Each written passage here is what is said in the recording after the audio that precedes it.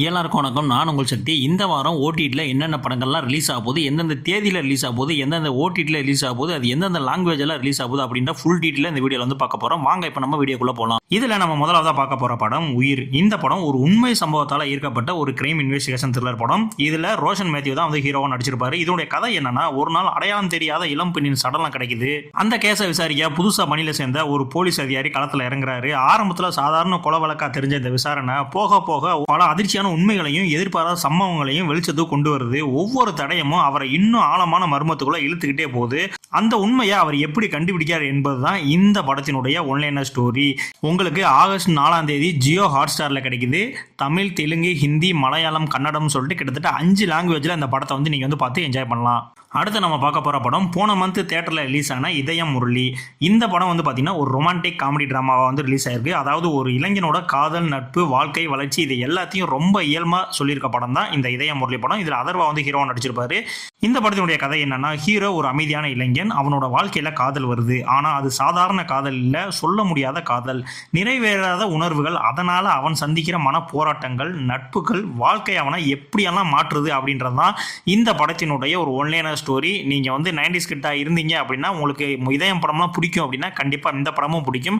அந்த மாதிரியான ஒரு சம்பவம் தான் வந்து இந்த படம். நீங்க இந்த படத்தை தியேட்டர்ல மிஸ் பண்ணிருந்தீங்க அப்படின்னா கண்டிப்பா அந்த படத்தை ஓடிடிலையும் மிஸ் பண்ணிடாதீங்க.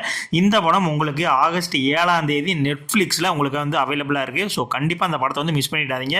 நீங்க முரளி ஃபேன்ஸ் எல்லாம் இருந்தீங்கன்னா இந்த படம் உங்களுக்கு ஒரு மஸ்ட் வாட்ச். அடுத்ததான் நாம பார்க்க போற படம் போன மந்த் தியேட்டர்ல ரிலீஸ் ஆன விஜய் ஆண்டனியுடைய நூறு சாமி படம் தான்.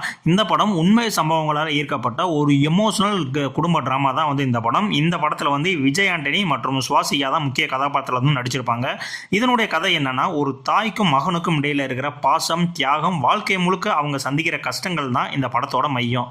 வாழ்க்கை முழுக்க குடும்பத்துக்காகவே வாழ்ந்த ஒரு அம்மா ஒரு கட்டத்தில் தன்னுடைய வாழ்க்கையை பற்றி ஒரு முக்கியமான முடிவு எடுக்கிறாங்க. ஆனால் அந்த முடிவை குடும்பமும் சமூகமும் ஏற்றுக்க முடியாத சூழ்நிலை உருவாகுது. அதுக்கப்புறம் அந்த குடும்பத்தில் என்னென்ன மாற்றங்கள்லாம் நடந்துச்சு, அந்த தாய் எடுத்த முடிவு சரிதானா, அந்த தாய்க்கும் மகனுக்குமான அந்த ரிலேஷன்ஷிப்லாம் எப்படி ஆச்சு அப்படின்றது தான் இந்த படத்தினுடைய ஒன்லைனர் ஸ்டோரி.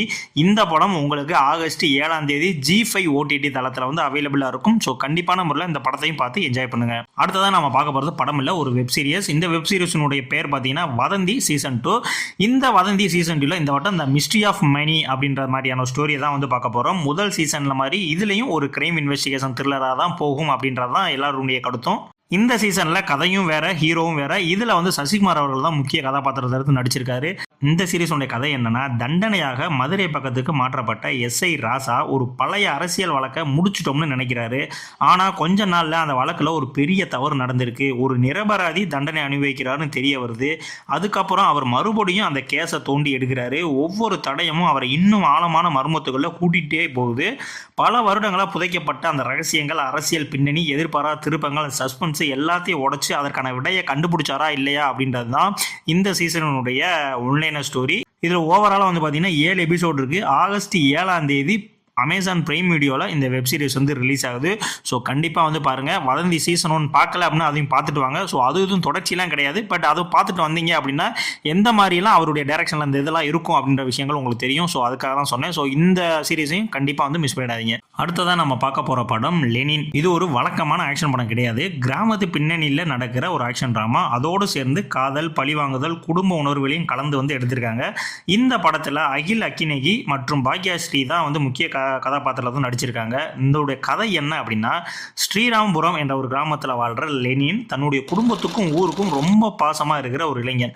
ஆனால் எதிர்பாராத ஒரு சம்பவம் அவனுடைய வாழ்க்கையவே தலைகீழ மாற்றிடுச்சு.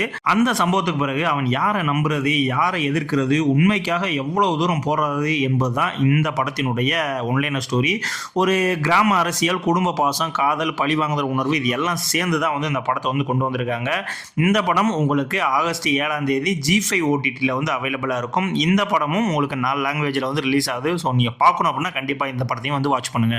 அடுத்ததான் நம்ம பார்க்க போகிறது ஆப்ரேஷன் ஷாஃபத் சாகர். இது ஒரு கற்பனையான படம் கிடையாது. 1999 கார்கில் போரின் போது இந்திய விமானப்படை நடத்திய அந்த ஆப்ரேஷன் ஷாஃபத் சாகர் என்ற உண்மை ராணுவ நடவடிக்கையை அடிப்படையாக கொண்டு உருவாக்கப்பட்ட ஒரு வார் டிராமா சீரீஸ் தான் வந்து இந்த படம்.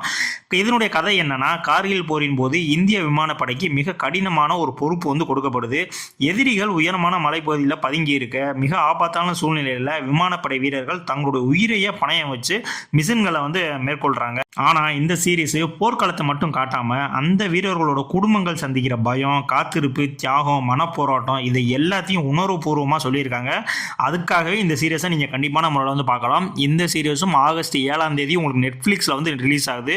ஸோ கண்டிப்பான முறையில் ஒவ்வொரு இந்தியருமே பார்க்கக்கூடிய ஒரு சீரியஸ். ஸோ கண்டிப்பாக இதை வந்து மிஸ் பண்ணிடாதீங்க. அடுத்ததாக நம்ம பார்க்க போகிற படம் மைன் வாபஸ் ஆவுங்கா. இது சாதாரண காதல் படம் கிடையாது. 1947 இந்திய பிரிவினை பின்னணியில் நடக்கிற ஒரு பீரியட் ரொமான்டிக் ட்ராமா தான் வந்து இந்த படம். இந்த படத்தை வந்து பார்த்தீங்கன்னா இம்தியாஸ் அலி தான் வந்து இயக்கியிருக்காரு. இதனுடைய கதை என்னன்னா 1947 இந்தியா பிரியும் போது ஒரே இரவுல ஆயிரக்கணக்கான மக்களோட வாழ்க்கையே மாறி போயிடுது. அந்த குழப்பத்துக்குள்ள பிரிந்து போன ஒரு காதல் பல வருடங்களுக்கு பிறகும் மறையாத நினைவுகள் மீண்டும் தன்னோட வேர்களை தேடி வர்ற ஒரு மனிதனோட உணர்வுகளை தான் வந்து இந்த படம் வந்து சொல்லுது. இது வெறும் காதல் கதை மட்டும் இல்லை, சொந்த மண்ணை இழந்த மக்களோட வலி, அந்த பிரிவு, காயம், நம்பிக்கை, இந்த மாதிரி பல விஷயங்களை வந்து இந்த படம் வந்து பேசும். இந்த படமும் ஆகஸ்ட் 7ஆம் தேதி உங்களுக்கு நெட்ஃப்ளிக்ஸில் வந்து அவைலபிளாக இருக்குது. ஆனால் இந்த படம் ஹிந்தியில் தான் ரிலீஸ் ஆகிற மாதிரி வந்து தான் அஃபிஷியலாக போட்டிருக்காங்க. ஸோ மேபி தமிழோடைய சப்டைட்டில் இருக்கிறதுக்கான வாய்ப்பு அதிகமாக இருக்குது. இல்லைனா கொஞ்ச நாளில் எல்லா லாங்குவேஜ்லையும் வர்றதுக்கான வாய்ப்பு வந்து அதிகமாக இருக்குது. ஸோ கண்டிப்பாக இந்த படத்தை வந்து மிஸ் பண்ணிடாதீங்க. அடுத்து நம்ம ஃபைனலாக பார்க்க போகிற படம் தி லாஸ்ட் ஹவுஸ். இது சாதாரண ஹாரர் படம் கிடையாது. Science fiction, horror, survival, thriller மூன்றும் கலந்த ஒரு வித்தியாசமான படம். இதில் கிரெட்டா லீ மற்றும் வாக்னர் மௌரா முக்கிய கதாபாத்திரத்தில் வந்து நடிச்சிருக்காங்க. கதை என்னன்னா, ஒரு குடும்பம் வழக்கம் போல் தங்களுடைய வீட்டில் இருக்கும்போது திடீர்னு அந்த வீட்டை விட்டு வெளியே போக முடியாத ஒரு விசித்திரமான சூழ்நிலை உருவாகுது. கதவை திறந்தாலும் வெளியே போக முடியாது, யாராலும் உள்ளே வரவும் முடியாது. நாளாக சாப்பாடு, தண்ணீர் எல்லாமே குறைய ஆரம்பிக்குது. அதை விட பயமுத்துற விஷயம் என்னன்னா, இந்த வீட்டுக்கு வெளியே என்ன சக்தி இருக்கு, ஏன் இந்த குடும்பம் மட்டும் இப்படி சிக்கிட்டாங்க அப்படின்ற கேள்வி தான் இந்த மொத்த கதையவே வந்து நகர்த்திட்டு இருக்கு. ஸோ இது ஒரு தரமான சர்வைவல் த்ரில்லராக இந்த வருஷத்துடைய படமாக வந்து இருக்கும் அப்படின்றது வந்து என்னுடைய கருத்து. இந்த படமும் உங்களுக்கு ஆகஸ்ட் 7ஆம் தேதி நெட்ஃப்ளிக்ஸில் வந்து ரிலீஸ் ஆகுது. ஆனால் இது வந்து ஒன்லி ஆங்கிலத்தில் மட்டும்தான் ஸ்ட்ரீமிங் ஆகுது. ஆனால் தமிழ் சப்டைட்டில் இருக்கும் அப்படின்ற மாதிரி சொல்லியிருக்காங்க. ஸோ பார்த்தா தான் வந்து தெரியும் எப்படின்னு. இப்போ நான் சொன்ன இந்த 8 படங்களுமே கண்டிப்பான முறையில் நீங்கள் என்ஜாய் பண்ணுற அளவுக்கு வந்து இருக்கும். என்னுடைய ஃபேவரட் எதுன்னு கேட்டிங்கன்னா, நான் அந்த லாஸ்ட்டாக சொன்ன தி லாஸ்ட் ஹவுஸ் படத்துக்கு தான் வந்து வெயிட் பண்ணிட்டு இருக்கேன். அந்த படம் தான் வந்து பார்க்கணும் அப்படின்ற மாதிரி. ஸோ உங்களுக்கு இந்த 7 படங்களில் எந்த படம் உங்களுடைய ஃபேவரட்டாக இருக்குது, எந்த படத்துக்காக நீங்கள் வெயிட் பண்ணிட்டு இருக்கீங்க அப்படின்னா கண்டிப்பாக அதை வந்து கமெண்ட்ஸில் சொல்லிட்டு போங்க. இது மாதிரி வாரம் ஓடிடியில் என்னென்ன படங்களாக ரிலீஸ் ஆகுது அந்த மாதிரியான தகவல்லாம் வேணும் அப்படின்னா கண்டிப்பாக நம்மளுடைய சேனலை வந்து சப்ஸ்கிரைப் பண்ண மறந்துடாதீங்க. நம்மளுடைய சேனல் பெரிய சேனலாக இல்லைங்க, சின்ன சேனல் தான். ஸோ நீங்கள் தான் சப்ஸ்கிரைப் பண்ணால் தான் நம்மளுடைய சேனல் மென்மேலும் வளரும். ஸோ இதே மாதிரியான அடுத்த ஒரு இன்ட்ரெஸ்டிங்கான வீடியோவில் உங்களை வந்து நான் சந்திக்கிறேன். நன்றி.